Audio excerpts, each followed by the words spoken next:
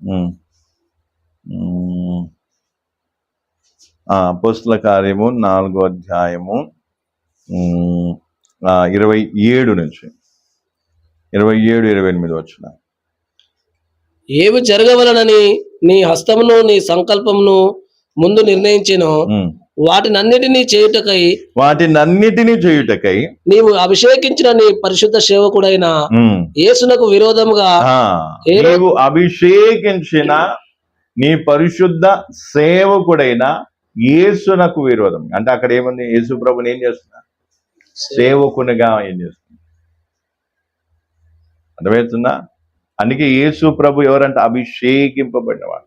ఇప్పుడు అభిషేకింపబడిన సేవకుడైన యేసు ప్రభు దగ్గరికి భర్తిమై వచ్చినప్పుడు ఏమైంది? చూపు కలిగిందా? కలగలేదా? పక్క దేవుని ఏర్పాటు, దేవుని అభిషేకం చేత ఉన్నటువంటి దేవుని ఏర్పరచుకున్న సేవకుని దగ్గరికి వచ్చినప్పుడు ఖచ్చితంగా మనోనేత్రాలు ఏమైతాయి? తెరవ. దాంట్లో ఇంకేం లేదు. అందుకే సాతాను ఏం చేస్తాడు? దేవుని చేత ఏర్పరచబడిన సేవకుని దగ్గరికి రాకుండా ఆపడానికి ప్రయత్నం. ఒకవేళ వచ్చినా ఏం చేస్తాడు? వెళ్ళగొడతాడు. ఏమంటే వెళ్ళిపోయి వద్దు ఇదేం బాగాలేదు, వెళ్ళిపోయి. నన్ను కూడా చాలా ప్రయత్నాలు చేసిండు సైతాను. అనా సమయల్ పాస్టర్ దగ్గర పోయేటప్పుడు మంచిగానే పోయినా. తర్వాత ఇక అక్కడ ఉన్నప్పుడు చాలా రకరకాలుగా చేసిన. అప్పుడు వయసులో చిన్న కాబట్టి అవన్నీ విషయాలు నాకు అర్థం కాలేదు. కానీ తర్వాత నాకు విషయాలు తెలుసు. కాబట్టి అర్థం చేసుకోవాల్సింది ఏంటిది? ఎవరిని పట్టుకోవాలి? ఎవరి దగ్గర ఉండాలి? అభిషేకింపబడి, ఏర్పరచబడి, పంపబడిన సేవకుని దగ్గర ఉంటేనే గురుడితనం దూరం అవుతుంది. అంతేకాకుండా మనం ఏమవుతాం? ఆత్మీయ విషయాల మీద దృష్టి కలిగి, దాని మీద చూపు కలిగి మనం ఏమవుతాం? ముందుకు పోగలుగుతాం. మరి ఎక్కడ సాధ్యం?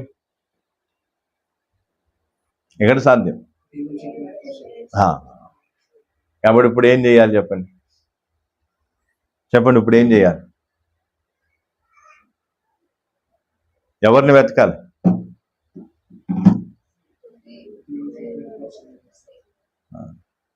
వెతుకుతూనే ఉండండి.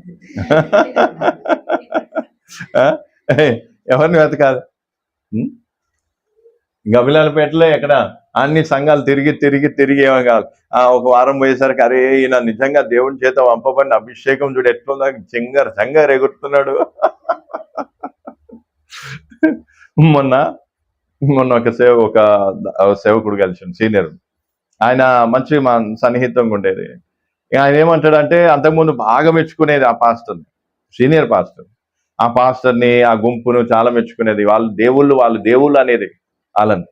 ఇప్పుడు మొన్న కలిసిన సేవకుల మీటింగ్ వచ్చి మొన్న కలిసినాకేమంట, ఈ బిచ్చగాల సేవ మాకొద్దు. నేనైతే ఎంత గట్టిగా నవ్విందంటే, ఆయన చెప్పే విధానం కూడా ఉంటుంది, నవ్వొచ్చేటట్టే చెప్తాడు ఆయన కూడా. ఈ బిచ్చగాల సేవ మాకొద్దు. అంతకుముందు ఎవరు వాళ్ళు? దేవుళ్ళు, తర్వాత బిచ్చగాలి. కాబట్టి అర్థం చేసుకోవాల్సింది, కొంతవరకు మనకి ఏమనిపిస్తుంది? కరెక్టే అనిపిస్తుంది. కానీ తర్వాత రాను మనకు తెలుస్తుంది ఇక్కడ ఏం లేదు. అందుకే తొందరగా మోసపోవద్దు. అందుకే నా దగ్గరకు వచ్చిన వాళ్ళకి నేనేం చెప్తా, ఫస్ట్ నన్ను పరీక్షించి, నేను దేవుని చేత పంపబడిన సేవకుని అయితేనే నా దగ్గర ఉండలేదంటే వేరే వెతుక్కు, ఎక్కడన్నా ఉంటాడో వెతుక్కు. లేదు ఉండకపోతే వచ్చినవి ఈయనే ఉండాలి, ఈ నుంచి పోయినా అనుకు ఇట్లా అట్లా అది దాని ఇవ్వాలి, మనకు అవసరం లేదు. అందుకే ఇప్పుడు అర్థం చేసుకోవాల్సింది ఏంటిది? అర్థమైందా? పాయింట్ అర్థమైందా? సమస్య ఏంటిది? గురుడితనం. ఇప్పుడు బాప్టిజం తీసుకోవాలనుకున్న వారికి సమస్య ఏంటిది? గురుడితనం అయితే ఆ గురుడితనానికి పరిష్కారం ఏంటిది? దేవుని చేత ఏర్పరచబడి సేవకులు కాదు, ఉట్టి సేవకులు కాదు. ఎవరు? దేవుని చేత ఏర్పరచబడి, అభిషేకింపబడి, పంపబడిన సేవకులు. అయితే ఇప్పుడు వాళ్ళు ఏం చేస్తారు? అర్థమవుతుందా? దుష్టాత్మలతో పోరాడి వారి నుంచి ఏం చేస్తాం? ఇందాక కూడా ప్రార్థన చేస్తే, ప్రార్థన చేసినప్పుడు ఏమంట, నా సహోదరిని వదిలే అంటే అదేమంటూ కోపం వచ్చామంట, నీ సహోదరియా మంచి పనులని పడపడు కొడుకు నీ సహోదరియా అంటే, నేనన్నా నా సహోదరి అలా. అంటే ఇది మంచిగా అర్థం చేసుకుని పోరాటం చేసేటప్పుడు కూడా చాలా ఏముంటది, మూల్యం చెల్లించాలి. పోరాటం చేసి తర్వాత ఆ వ్యక్తికి సువార్త చెప్పి తర్వాత ఆ వ్యక్తిని ఏం చేయాలి, అప్పుడు ఆ వ్యక్తి కనులు తెరవాలి. అర్థమవుతుందా? ఆ వెలుగు ఏదైతే మహిమ గల సువార్త ప్రకాశం ఉందో అది వారి హృదయంలో ప్రకాశిస్తుంది. ఎప్పుడు? పోరాటం చేసిన. పోరాటం చేయకుండా ఉట్టి వాక్యం చెబితే ఏమి ప్రయోజనం ఉండదు, ఏమి ప్రయోజనం. అందుకే ఇప్పుడు ఈ విషయం అర్థమైందా? బ్రేక్ తీసుకుందామా సిస్టర్? మేము 7 గంటలకే పోతాం, 8 గంటల దాకా తీసుకుందాం అనుకున్నాం, మరి 7 గంటలకి పోతా అంటున్నాం. 5 అయిపోయింది, 5 అయిపోయింది. మరి ఏమో మళ్ళీ అదొక తిప్పలు. పాపం మేము బాగానే ఉంటాం. అర్థమైందా? అందుకే ఇప్పుడు ఏం చేయాలి? అనా నిజంగా నేను పరలోకంకి వెళ్ళిన తర్వాత నేను దేవునికి కృతజ్ఞతలు చెప్పేది ఏంటంటే, ప్రభు నాకు మంచి సేవకుని, మంచి సేవకుని. ఒకవేళ సామ్యుల్ పాస్టర్ నాకు పరిచయంగా అయ్యి ఉండకపోతే నా జీవితం ఎట్లా ఉండేది? సరే, ఇప్పుడు లోకరీతిగా నాకు ఆస్తిపాస్తులు లేకపోయి ఉండొచ్చు, కానీ ఆత్మీయంగా నేను దేవుల్లో ఉండగలిగి, అంటే నా తల్లిని బట్టి లేదా ఎవరిని బట్టి నేను తర్వాత అందరిని బట్టి చెప్తుండొచ్చు, కానీ మొదట నాకు మంచి సేవకుని, అది కూడా ఆయన చనిపోవడానికి ముందే వృద్ధాప్యంలో ముందే పంపించి ఆయన నుంచి దేవుడు నాకు ఏం చేసిండు, నేర్పించిండు, ఎన్నో విషయాలు నేర్పించిండు. నా కనులు ఈరోజు తెరవబడ్డాయి అంటే ఈ మాటలు నేను చెప్తున్నానంటే కారణం ఆయన. దేవుని కంటే గొప్ప ఏం చేస్తలేను నేను, కానీ వాస్తవం అది. ఆయన ప్రసంగాలు, ఆయన మాటలు, ఆయన జీవిత విధానం నన్ను ఎంతో మార్చింది. ఒకవేళ ఆయన పరిచయం అయ్యి ఉండకపోతే ఈరోజు లోకంలో నేను ధనవంతునిగా ఉందునో, అసలు ఉండకపోతునో, ఎట్లుండనో తెలియదు. అందుకే పరలోకంకి వెళ్ళినాక మొదటిగా నేను దేవునికి కృతజ్ఞత చెప్పేది ఎవరికి? ప్రభు ఇంత గొప్ప సేవకు నాకు ఇచ్చిన అనుకోను. అట్లాగే మనం కూడా చాలా సందర్భాల్లో ఏం చేస్తాం, సేవకుని చాలా తేలికగా. నేను మొదట్లో ఆయన ఉన్నప్పుడు వయసులో చిన్నవాడిని కాబట్టి అప్పుడు నాకు ఆయన విలువ తెలియలేదు, కానీ రాను ఆయన విలువ ఏంటో అర్థమైంది. ఇప్పుడు నమ్మతలేదు, మా అమ్మ చనిపోయాడు, ఒకే సంవత్సరం తేడా. పాస్టర్ చనిపోయాడు, కొన్ని నెలల తర్వాత మా అమ్మ చనిపోయాడు. మా అమ్మ కంటే ఎక్కువగా నేను సేవకుడు లేడనే ఆ కొదవని నేను అనుభవించాను. ఇప్పటికీ మా అమ్మ లేదు కదా అని బాధ కంటే నాకు పైన ఒక సేవకుడు, అంటే అంత గొప్ప సేవకుడు నాకు లేకుండా పోయిండు అనే బాధే ఎక్కువగా ఉంటుంది. ఉండొచ్చు సేవకులు, కానీ వాళ్ళు ఆయనంత స్థాయిలో లేరు. అందుకే ఇప్పటికీ నేనేం చేస్తాను, ఎన్ని ఏండ్లు ఏడ్చిన దేవుడు, ఎన్ని ఏండ్లు. నేను అందుకే ఒకసారి అన్నాను, ఒక వ్యక్తితో అన్నాను, ఒకవేళ మన ఆయుష్కాలము ఒకవేళ ఎవరికైనా ఇవ్వగలిగితే, మన జీవిత ఆయుష్కాలం అయితే ఎవరికైనా ఇవ్వగలిగితే నా ఆయుష్కాలం మొత్తం సామ్యుల్ పాస్టర్కి ఇచ్చేసి నేను చచ్చిపోదు. ఎందుకంటే ఆయన ఉండటం ముఖ్యం, నేనుండి ఏం ప్రయోజనం? ఆ విధంగా అన్నప్పుడు ఆయన షాక్ అయిపోయాడు. అన్నాడు, అవును పాస్టర్ గారు, నిజంగా అట్లా ఉంటే నేను కూడా అదే పని చేద్దాను. అట్లాంటి సేవకులు కావాలి, ఇచ్చేవారు అట్లాంటి సేవకులు కావాలి. అందుకే ఇప్పుడు ఈరోజు నేను అదే అనుకున్నాను. సరే, ఆయన వెళ్ళిపోయాడు, సమయం వచ్చింది, కానీ అలాంటి సేవకులు ఇంకెవరైనా కనిపిస్తారేమో అని చూస్తున్నా. ఉండొచ్చు, మళ్ళీ చెప్తున్నా ఉండొచ్చు, కానీ అలా స్థాయిలో లేదు. అట్టి దేవుడు నిలబెట్టిన స్థాయికి ఇంకా. అందుకే సామ్యుల్ పాస్టర్ కూడా ముందు చెప్పినప్పుడు, నా స్థానంలో దేవుడే నిలబెడతాడన్న, దేవుడే నిలబెడతాడు. ఆయన స్థానంలో ఇంకెవరు కూడా ఏం కాలేదు, నిలబడలేదు. దాదాపు ఇప్పుడు 2013 అంటే దాదాపు ఇప్పటికి ఎన్ని సంవత్సరాలు, దాదాపు ఎన్ని సంవత్సరాలు అయిన తర్వాత 2013లో మా అమ్మ చనిపోయింది.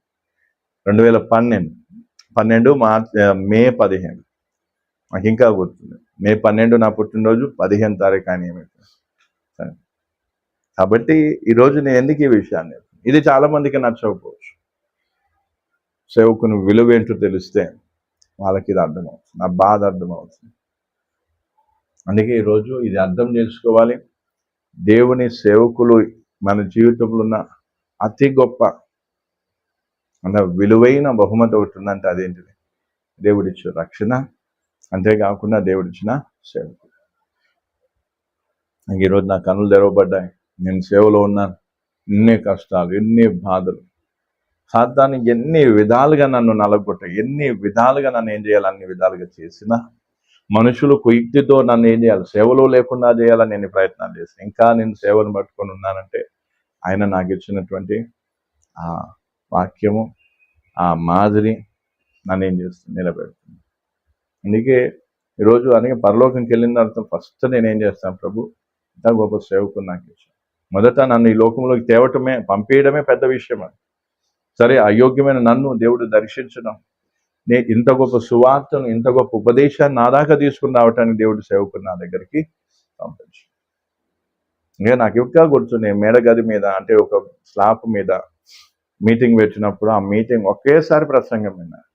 నాకు అర్థమైపోయింది, ఇదే ప్రసంగం, ఇదే సేవకుడు అని. అంతవరకు ఎవరి వాక్యం విన్నా సరే లోపల ఏదో లేదు, ఇంకేదో ఉంది, లేదు ఇంకేదో ఉంది. ఎంత మంచిగా చెప్పినా నాకు తృప్తి ఉండేదిగా. కానీ ఎప్పుడైతే సామెల్ పాస్టర్ ద్వారా వాక్యం విన్నా నాకు అర్థమైపోయింది, ఇదే వాక్యం, ఇదే సేవకుడు. వెంటనే నేను తర్వాత ఆయనతో ఎక్కువ కూడా మాట్లాడలేదు. తర్వాత సేవ గురించి ప్రసంగాలు చేసిన తర్వాత వేరే వాళ్ళు ఎవరు వచ్చిన నేను తర్వాత మళ్ళీ నాకేమనిపించింది, నేను సేవకు పోతాను. తర్వాత ఇంట్లో అనుమతి తీసుకొని తర్వాత చేసి అట్లా. ఎందుకంటే నేను ఎందుకు ఈ విషయాన్ని చెప్తున్నాను, ఎందుకంటే మనకు దేవుడు ఇచ్చినటువంటి గొప్ప బహుమానం, గొప్ప బహుమానం. అందుకే నిన్నగాక మొన్న వచ్చిన వాళ్ళు ఆ సిస్టర్కి చెప్పినామా, నేను బర్త్డే రోజు నేనేమి ఇవ్వలేకపోయినా ఏమనుకోవద్దు అని అంటే ఆమె ఒకటే అను, అయ్యా దేవుడు ఇచ్చిన గొప్ప గిఫ్ట్ మీరు నాకు అనా. అంటే వాళ్ళు ఏం చేస్తున్నా, ఆ విలువ ఏంటో వాళ్ళు ఏం చేసుకున్నారు. నాకంటే అసలు నేను వాళ్ళు వెళ్ళిన పాస్టర్ల దగ్గరికి పోతే సతీష్ పాస్టర్ వాళ్ళ ఇంటికి వచ్చింది, స్టీఫెన్ పాస్టర్ వాళ్ళని, వీళ్ళని వాళ్ళని పెద్ద పెద్ద పాస్టర్ల దగ్గరికి. ఆ పాస్టర్లతో పోలిస్తే నేను ఏ పార్టీ వాడిని, దేంట్లోనైనా ఎంత చదువులో కానీ లేకపోతే స్థాయిలో కానీ దేంట్లో కూడా లేదు. అయినా కూడా వాళ్ళు ఏం చేయగలిగారు, ఆ విషయాన్ని గుర్తించగలిగారు. అందుకే ఈరోజు అర్థం చేసుకోవాల్సింది ఏంటిది, సేవకుని ఇంకా. అందుకే నేనేం చేయలేదు, సామెల్ పాస్టర్ నేను ఒకటే అన్నాను, నేను దేవుని ముందు ఒకటే అన్నాను. ఎన్ని ఆటంకాలు వచ్చాయి, ఆయనను వదిలేయమని ఎంతోమంది చెప్పారు, ఎన్నో రకరకాల ఒత్తిళ్ళు, ఎన్ని పరిస్థితులు వచ్చినా ఆయన తెచ్చుకోవాలి, నేను తెచ్చుకోవాలి. ఒకటే దేవుని ముందు కన్నీళ్లతో ప్రార్థన చేశారు, ప్రభు ఆయనన్నా తెచ్చుకోవాలి, నేనన్నా తెచ్చుకోవాలి, అంతవరకు నేను వదిలేదే లేదు. అట్లా పక్కా ఉన్నాను కాబట్టి, ఆ సమర్పణ దేవుడు చూశాడు కాబట్టి ఈరోజు దేవుడు దాని సేవలో ఏం చేస్తున్నాడు, వాడుతున్నాడు. ఈ బోధను బోధించడానికి అవకాశాన్ని, ధన్యతను ఇస్తుంది. అందుకే ఈ రోజు నుంచి మనం కూడా ఏం చేయాలి, ప్రార్థన చేసుకొని ఏం కావాలి. అందుకే గురుడితనం దూరం కావాలంటే ఏం చేయాలి, సేవకుడు కావాలి, సరి అయిన సేవకుడు కావాలి. నాకు నచ్చిన సంఘానికి పోతా, నాకు నచ్చిన సేవకుని దగ్గర పోతా, పోయి వాళ్ళ దగ్గర చప్పట్లు కొట్టి హల్లెలూయా స్తోత్రం చెప్తా అంటే నువ్వు జీవితాంతం గుడ్డి వ్యక్తివే ఉంటావు. వాళ్ళు గుడ్డి వాళ్ళని ఎట్లా తెలుస్తుంది, వాళ్ళు శరీరపరమైన వస్తువులను వెతుకుతూ ఉంటారు, శరీరపరమైన జీవితం బాగుంటే చాలు అనుకుంటారు. రక్షణ లేకపోయినా, పాప క్షమాపణ లేకపోయినా, దేవునితో సంబంధం లేకపోయినా, దేవుని వాక్య ప్రకారం నడవకపోయినా, జీవితంలో పరిశుద్ధత లేక, వీటిని గురించి నా చింత వారికి ఉన్నారు. దాన్ని బట్టి తెలిసిపోతుంది వాళ్ళు ఎవరు, గుడ్డోళ్ళు. ఎందుకు వాళ్ళు ఇంకా గుడ్డోళ్ళుగా ఉన్నారు, ఎందుకు, సరి అయిన సేవకుని దగ్గరికి వాళ్ళు ఏం కాలేదు, రాలేదు. దేవుడు అవకాశం ఇస్తున్నాడు, అవకాశం ఇచ్చినా కూడా వీళ్ళేం కాదు, అవకాశం ఇచ్చినా కూడా వీళ్ళేం కాదు,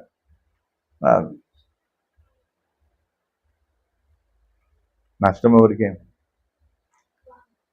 అందుకే ఈరోజు అర్థం చేసుకున్నాం. అందుకే ఏం చేద్దాం, చేద్దాం ప్రార్థన, చేద్దాం, కళ్ళు మూసుకుని చిన్న ప్రార్థన చేద్దాం. దేవుని వాక్యాన్ని విన్నాం, ఆ వాక్యాన్ని ధ్యానించుకుంటూ కొద్దిసేపు ప్రార్థన చేసి ముగించుకున్నా, విరామం తీసుకున్నాం. కంప్లీట్ కాలేదు, ఇంకా కొంచెం బ్రేక్ తీసుకొని, టీ బ్రేక్ అట్లా తీసుకొని వాక్యంలో ఇంకా కొంచెం ముందుకు వెళ్దాం. నా జీవితంలో నేను బాగా ఏడ్చింది ఎవరి కోసం అంటే ఆ సేవకుని కోసం ఏడ్చాను. నాకు ఇంకా గుర్తుంది, హర్యానాలో ఆయనను కొట్టి భయంకరంగా తీవ్రంగా కొట్టారు. కొన్ని గంటల దాకా ఊపిరి నాడి కూడా ఏం కాలేదు, కొట్టుకోలేదు. అలాంటి సమయంలో ఎంతో మంది చుట్టూ ఉండి ప్రార్థన చేశారు. ఆ సందర్భాన్ని చూసినప్పుడు తర్వాత కొన్ని గంటల తర్వాత ఆయన ఊపిరి ఆడటం, తర్వాత ఆయన కొంచెం దాంట్లోకి రావటం అని అది విన్నప్పుడు నేను ఎంతో ఏడ్చాను. దేవుడు, ప్రభుని సేవకుడు ఒకవేళ వెళ్ళిపోయి ఉంటే నా పరిస్థితి ఏమయ్యేది? అయ్యా, నీ దాసుని ద్వారా నాకు ఎన్నో విషయాలు నేర్పించాను. నాకు ఇంకా గుర్తుంది, బోరున ఏడ్చాను. ఒకరోజు ఇంకా అమెరికాలో ఉన్నప్పుడు ఆరోగ్యం తీవ్రంగా ఉంది, ఆయన బ్రతికి ఇండియాకు వస్తా లేదో తెలియదు అనే సమాచారం తెలిసినప్పుడు కూడా బోరున ఏడ్చాను. నా కోసం కంటే నా భార్య పిల్లల కోసం. నాకు ఇంకా గుర్తుంది, నా పిల్లల కోసం ఏడ్చిన తక్కువ, నా భార్య కొంచెం ఆరోగ్యం బాగాలేనప్పుడు ఒకసారి ఏడ్చాను. ఇలా చిన్నగా అరుదుగా నేను నా వాళ్ళ కోసం ఏడ్చుంటాను, కానీ దేవుడు ఇచ్చిన సేవకుని కోసం ఎన్నో సందర్భాలు ఏడ్చాను. ఆయన నా కోసం, నేను ఆయన కోసం ఏడ్చిన దానికంటే ఆయన నా కోసం ఏడ్చింది ఇంకెక్కువ. బేటా అని పిలిచి ఎంత ప్రేమగా, నా దగ్గర ఏమి చూడలేదు, ఆయన వాక్యం చెప్పాడు, సువార్త చెప్పాడు, నేను ఎన్నో చేశాను, భరించాను.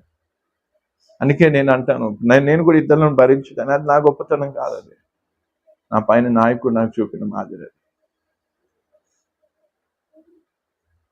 అందుకే ఈరోజు ఒకటే గుర్తుపెట్టుకోవాలి, దేవుని చేత అభిషేకింపబడిన సేవకుని దగ్గరికి వస్తే నీ కన్నులు తెరవబడతాయి. నీ కన్నులు తెరవబడినప్పుడే నువ్వు రక్షణ యొక్క అవసరతను కోరతా, తెలుసుకుంటా. అప్పటి వరకు శరీరపరమైన అవసరాల కోసమే గుడ్డి వారే తడుముకుంటూ జీవిస్తా.